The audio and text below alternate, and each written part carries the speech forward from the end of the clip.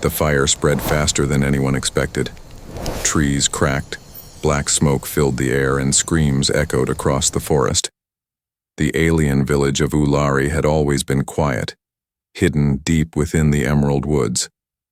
But that night, silence turned into chaos. Lyra ran barefoot across the burning ground. Her armor was damaged, her side bleeding, and her mind filled with panic. The creatures that attacked were not beasts nor soldiers. They were something worse. Machines, unmarked, cold, and ruthless. She tripped over a fallen branch and crashed hard into the dirt. The flames behind her roared like they were alive. She tried to push herself up, but her body gave up. Her vision blurred. The heat closed in, and then he came. A shadow stepped through the fire, tall, human, and unfamiliar. His skin was scarred, chest bare, and eyes focused. In one swift move, he scooped her into his arms. Lyra tried to resist, but she was too weak. Her fingers curled around his wrist as he carried her away from the flames. She blacked out. When she woke, it was quiet. She was lying on mossy ground beneath a wide alien tree. Her wounds were bandaged and cool water dripped from a carved leaf above her. She turned her head and saw him. The human. He sat nearby, sharpening a blade. His arms moved with purpose. He didn't notice she was awake, or maybe he did and just didn't react. "Why?" she whispered. He didn't look up. "You were dying. I don't leave people behind." "I'm not your people," she said, voice shaking. He finally looked at her. "Doesn't matter." Lyra sat up slowly. The forest around them was untouched. "Here safe for now." "You should have run like the others," she said. "I don't run," he replied. She studied him. His face was rough but not cruel. His eyes held something strange. Peace and violence together. She had never seen a human up close before. They were stories told in fear. But this one saved her. She looked down at herself. Her armor was removed. Only her inner garments remained, still modest. He must have treated her wounds himself. Her cheeks burned. "You could have left me." He shrugged. "I didn't." "What do you want then?" she asked. He stood up and checked the tree line. "Nothing. I'll leave when you can walk." "No reward?" she said with disbelief. "No," he said, not turning back. Lyra stared at his back, confused. Where she came from, no one did anything without reason. Honor was earned. Rewards were expected. Why would someone risk their life and ask for nothing? She stood, wobbling on her feet. "Wait," she said. He stopped. "You saved me. You deserve something." "I said no," he replied firmly. But Lyra stepped closer. She reached for his hand and he let her. "Then let me give what I can." His eyes met hers. Something changed in his expression. Softened, but unsure. The wind rustled, the leaves above. The fire was far now, but something deeper had just started between them. Not war, not fear. Something neither of them fully understood yet. Lyra followed the human through the forest. Her steps were slow, careful. Her legs still hurt, but not enough to stop her now. She didn't know his name, he hadn't offered it, and she hadn't asked. Still, she stayed close behind him. The deeper they went, the quieter the forest became. No birds, no animals, just the sound of their feet on soft soil. Something was wrong. She could feel it in her bones. He stopped suddenly and raised his hand. She froze. "Something's watching us," he said. Lyra's eyes scanned the trees, but she saw nothing. Then she felt it, a chill crawling across her skin. A low humming filled the air. She turned fast and saw it. A small flying machine, black and silent, drifting through the branches. Before she could speak, the human hurled a rock. The machine sparked and crashed into the leaves. He grabbed her arm and pulled her behind a thick root. "That was a scout. More will come." "You knew it was coming," she whispered. "I've seen them before. They hunt survivors." Lyra's breath caught. "Then we need to move." "No," he said. We hide. He led her into a hollow under an ancient tree. Inside, it was dark and tight, their bodies pressed close together.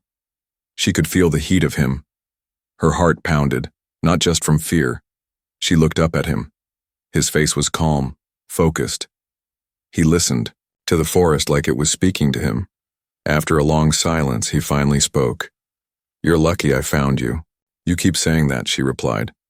"But you don't act like someone who cares about luck." He didn't answer right away. Then he said, "I've pulled others out of fires. Most don't make it." Lyra frowned. "Why do you keep trying?" Then, "Because once someone pulled me out." She looked down at her hands. Her fingers trembled. "You fight like a soldier, but you don't wear a badge. You don't speak like a warrior." "I was," he said. "Not anymore." "What happened?" "They left me behind. I don't leave others." That quiet truth sat heavy between them. Lyra's throat tightened. She'd always been taught that humans were dangerous, wild.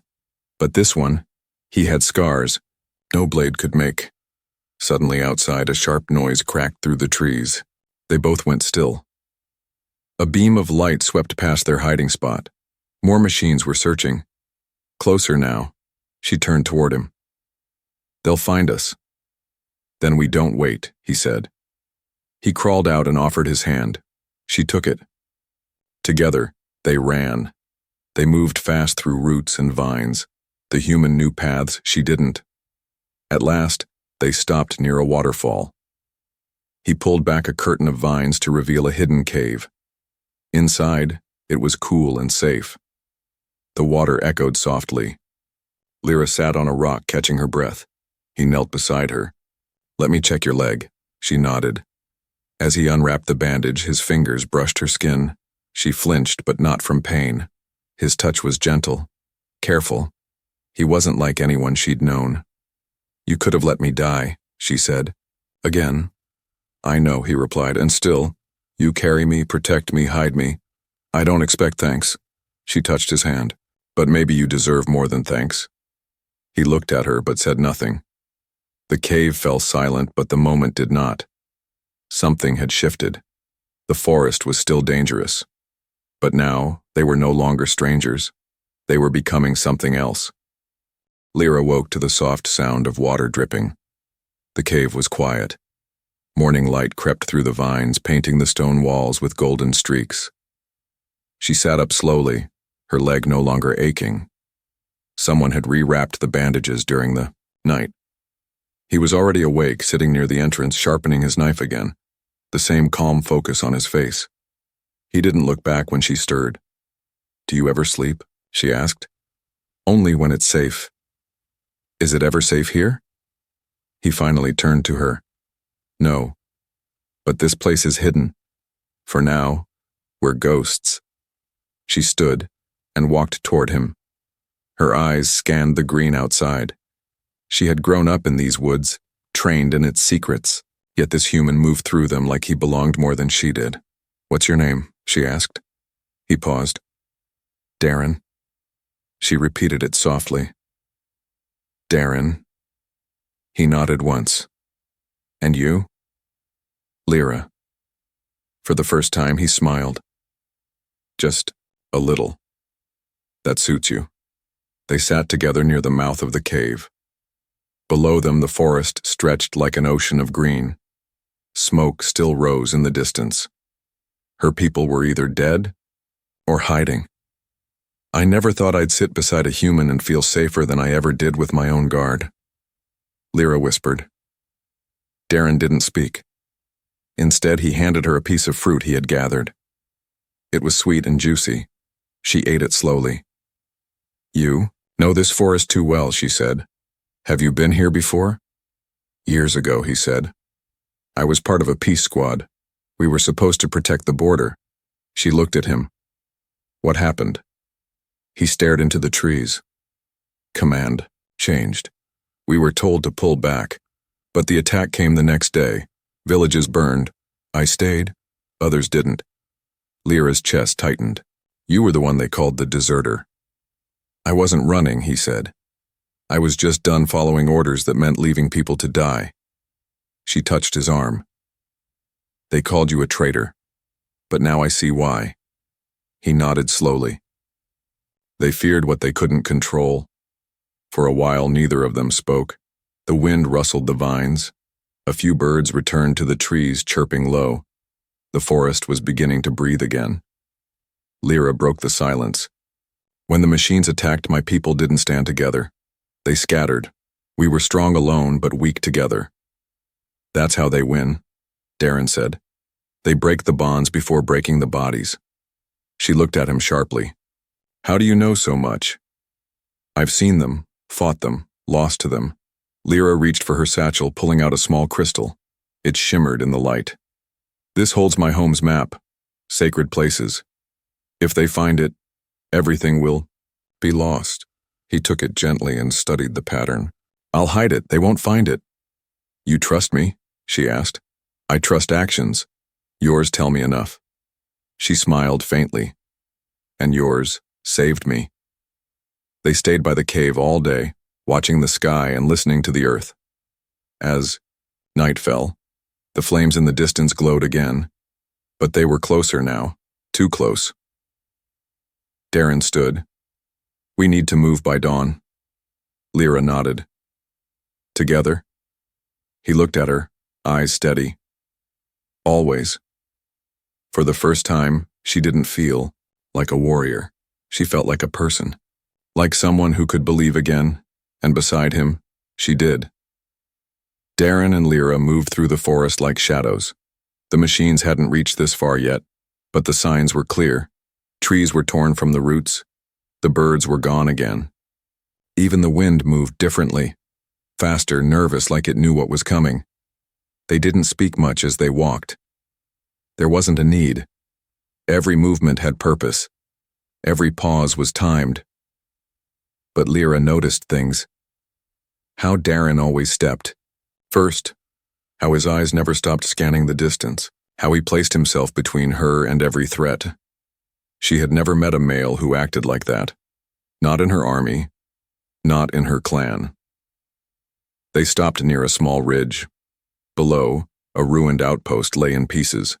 The air smelled of oil and ash. Metal parts were scattered everywhere. Whatever had been there, human or alien, was destroyed completely. Lyra knelt and picked up a piece of shattered armor. It was her people's design. This was a scout base, she whispered. Darren looked at the wreckage. They were testing weapons here. That's why the machines came, to erase it. She turned to him. You knew? He nodded. We had this tech once. It was taken. Your people tried to rebuild it in secret. They weren't ready. Lyra stood, slowly. That's why they attacked the forest. They wanted silence, Darren said. No survivors, no records. Lyra clenched her fists. Then we can't run anymore. He looked at her, steady and calm. I never was. That night they made camp near a large stone altar covered in vines. It was one of the old places. Lyra could feel the power under her feet. She lit a soft fire, careful to keep the light low. Darren handed her a cloth bundle with dried food. You always carry supplies, she said. Old habits, he replied. She watched him clean his blade. It reflected the firelight like it remembered every battle. You carry too much weight, she said quietly. He raised an eyebrow. Not much choice. You could have forgotten this forest, left it behind. I did try, but it pulls you back. Lyra looked into the flames. Me too. They sat in silence until the fire burned low. Then she turned toward him. I still don't understand, she said. What? You could have left after saving me. You keep protecting me. But you don't ask for anything. He looked at her for a long moment. I don't need anything. But you deserve something. He smiled a little. Like what? She reached for his hand. I don't know yet. But maybe me. He didn't pull away. Instead, he held her hand gently. You're not a reward, Lyra. I know. But I choose this. Not because I owe you, because I see you. The fire crackled softly between them, and something unspoken settled in the space, stronger than words, deeper than duty. But just as peace began to bloom, a sharp metallic chirp echoed from the trees. Darren stood instantly, drawing his blade. "They've found us." Lyra grabbed her weapon, her breath steadied. "Then we fight." The moment was over, but what it left behind would burn brighter than any flame. The sound of mechanical wings sliced through the trees. Red lights blinked in the shadows, scanning for heat. The forest, once a quiet shelter, turned into a cage of flashing eyes and sharp clicks. The machines had arrived. Darren pushed Lyra behind. A boulder as a scout drone swept past, its sensors whirred, searching. She crouched, blade in hand, heart thudding in her chest. But Darren stood tall, completely still, watching every move. He waited for the right moment, then threw a rock into the bushes. The machine turned instantly, scanning the noise. Darren used that second to leap forward and strike. His blade cut through the metal neck with one clean motion. Sparks flew as the drone dropped to the ground, but it had already sent a signal. "They'll be swarming here," Darren said. Lyra rose beside him. "Then we don't stay." They ran. Through twisted trees, across broken roots. The forest had changed. Fire had torn through the northern side, and now thick black smoke choked the sky. But they didn't slow down. 3 more drones appeared. One fired a pulse shot that missed Lyra by inches. She rolled behind a fallen trunk and slashed upward as it followed. Her blade struck its core. It shattered midair. Darren handled the other, 2 dodging blasts and using the terrain. His movements were sharp, trained, and merciless. When it was over, he breathed heavy but stayed standing. "They're sending scouts first," he said, "to test if anyone is still alive." "They'll know we are now," Lyra replied. "We need to lead them away." Lyra looked around. "There's a path to the east toward the high ridge. If we make it there, we'll see their whole movement. And give them a reason to chase us." She met his eyes. "I'm done running." Darren gave a small nod. "Then let's give them a reason." They moved quickly, using every shadow, every curve of the land. Lyra could feel something rising in her chest. Not fear, not panic, purpose. She wasn't just surviving anymore. She was choosing to fight, to stand. When they reached the ridge, the sky opened wide. Below them, through the smoke, she saw the machines. A full line of dark metal soldiers, tall, armed, marching in silence, at least 20, maybe more. Her breath caught. "There's too many," she said. Darren studied the pattern. "They're not expecting resistance. We can use that." "You want to attack?" "No. I want to distract." He pointed toward a pile of old satellite wreckage nearby. "We overload the energy cell. The blast will draw them off course. Give time to anyone still hiding." Lyra hesitated. "That explosion will shake the whole valley."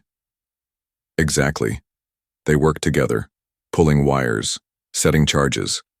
Darren guided her, steady and calm. She had trained in war, but this human moved like someone who had bled through it. When it was ready, they stepped back. "Once I trigger it, we run west," he said. She placed her hand on his chest. "You do this too easily." He looked down at her hand. "Because I stopped caring about my own life a long time ago." Lyra shook her head. "Then care about mine." He looked at her, something soft behind his tired eyes. The machines drew closer. Darren pressed the trigger. The world lit up in flames. The explosion ripped through the valley like thunder made of flame. Trees were flattened. Ash rose in clouds. Metal bodies scattered through the air, thrown like toys in a storm. Lyra and Darren ran through the blast wave, ducking behind a ledge as burning fragments rained down. The ridge shook beneath them. The air was hot and dry. Smoke filled their lungs. But they were alive. Lyra coughed, gripping Darren's arm. "That was insane." He smirked, his face covered in soot. It worked. Below, the machine formation was in chaos. Signals sparked, in every direction. Units split apart. Whatever orders they followed had been broken by the blast. For now, the forest had a chance to breathe again. They didn't wait long. Darren led her down a narrow slope, away from the wreckage, deeper into the southern cliffs. It was the only direction left untouched by fire. As they walked, Lyra noticed his limp. His side bled through a torn part of his pants. "You're hit," she said. "I've had worse," he replied. "That's not an answer." She forced him to stop near a small stream and cleaned the wound with careful hands. He winced, but didn't. "Pull away." As she wrapped it, her fingers slowed. "You take pain like it's nothing," she whispered. "I've had enough of it to get used to." She tied the cloth and looked up at him. "That's not strength, Darren, that's punishment." He met her gaze. "Maybe I deserve it." "No," she said. "Not from me." There was silence for a long moment.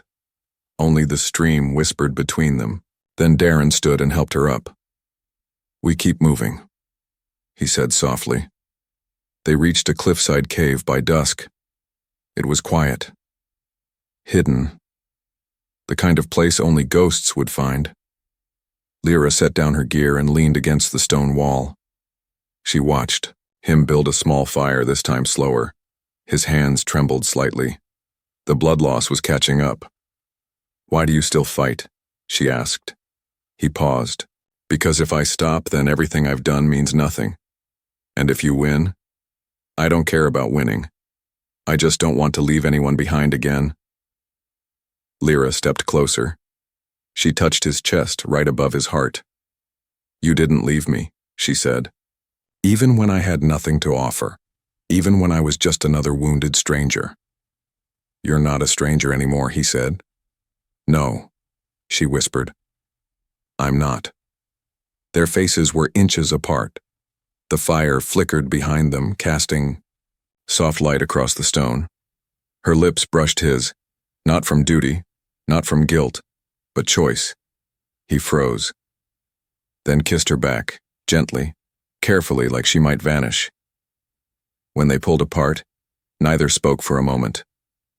"I'm still afraid," she said. "Me too, but I'm not alone. Not anymore." That night they lay beside each other, not as warrior and savior, but as two broken souls finding warmth in each other's breath. Far away, the machines regrouped. A new signal pulsed through the night. Louder, stronger, colder. Something worse was coming. Something built to finish what the scouts couldn't. But in that cave, beneath stars and smoke, two hearts beat in quiet defiance. And they were ready to fight. Together. The night wind howled outside the cliffside cave. The trees swayed like frightened dancers. Even the stars seemed to flicker, unsure whether to stay or vanish. Lyra sat awake, her back against the stone wall, listening to Darren's slow breathing. Beside her, she couldn't sleep. Her thoughts were full of the past, of the life she once had in the Ulari village, of the traditions, the honor, the bloodlines. All of it was gone now, burned, hunted, and in its place stood only memories and a man who had no reason to stay, but did. Darren stirred, opening his eyes slowly. "You're still awake." "So are you," she said softly. He sat up and rubbed his eyes. "Something's coming, I feel it." Lyra nodded. "I saw it in the stars. The pattern shifted. This isn't just another scout wave. It's a purge." Darren stood, his jaw tight. "Then we end it before it begins." They gathered their weapons, checked supplies, and stepped out into the cool dawn. The sky was heavy with clouds, as if nature itself was holding its breath. They moved quickly toward the southern ridge, where the old comm tower stood, long dead, covered in moss and forgotten tech. If they could power it up, they might send a warning to any remaining survivors. As they reached the base of the tower, Lyra placed her hand on its cold metal. "This was built by my ancestors, before the war." Darren nodded. "It'll still listen if we ask loud enough." Together they dug through the broken panels, stripped wires, and repaired what they could. The work was slow, but their hands never stopped. Time was not a friend. Finally, the console blinked. A dim light.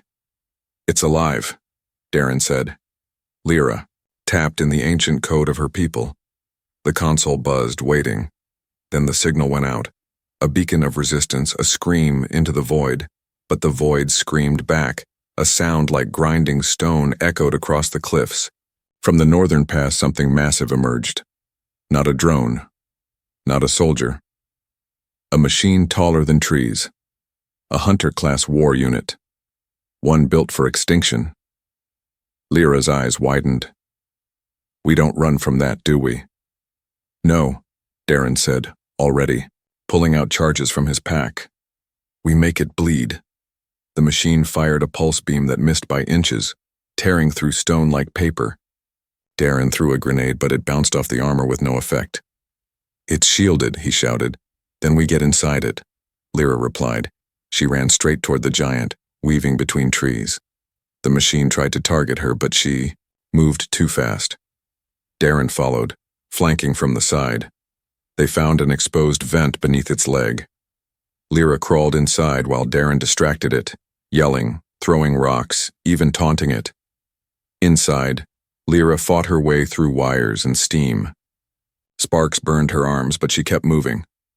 Finally, she reached the core, glowing blue, unprotected.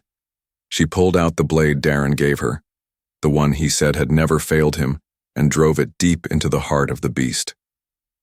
Outside, the giant let out a mechanical roar and collapsed with a crash that shook the valley. Darren ran to the wreckage, heart pounding. "Lyra," she crawled out, covered in burns and dust, smiling through the pain. "Told you I was fast." He helped her to her feet. "That was insane." She leaned on him. "You're welcome." The signal tower still blinked, sending its message. All across the broken land, survivors would hear it. Hope was alive, but it had come at a price. The body of the war machine still smoked behind them.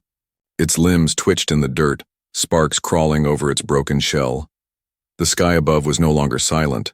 Faint signals echoed in the air, signs of survivors answering the beacon. Darren and Lyra stood at the edge of the cliff side by side, watching the sun rise through the clouds of ash. Neither spoke for a long time. Finally, Lyra broke the silence. "We changed something, didn't we?" Darren nodded. "We did. But we're not done. No. Not yet." The signal tower continued to blink, its old metal groaning under the weight of new purpose. Below the ridge, figures began to emerge. Some limping, others armed, some simply curious.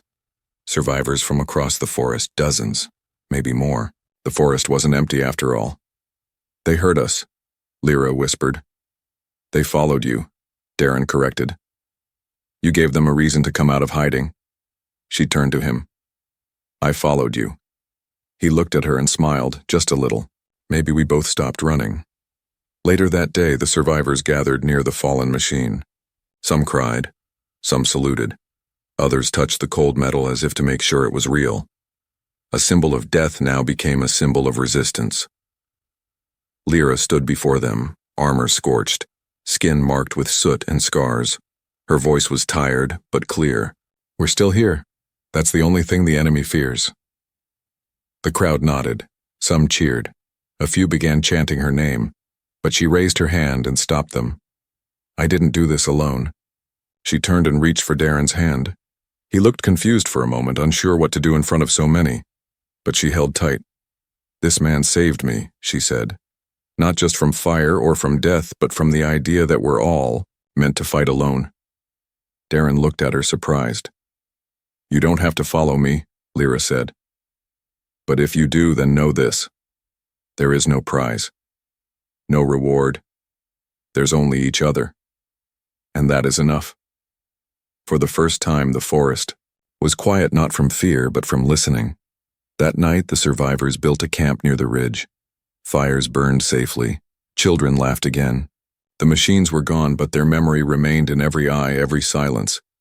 Darren sat near the edge of the hill, sharpening his blade again. Lyra approached, sitting beside him. "You always go back to that knife," she said. "It calms me," he replied. "Then let me be your calm now." She took the blade from his hand and set it aside.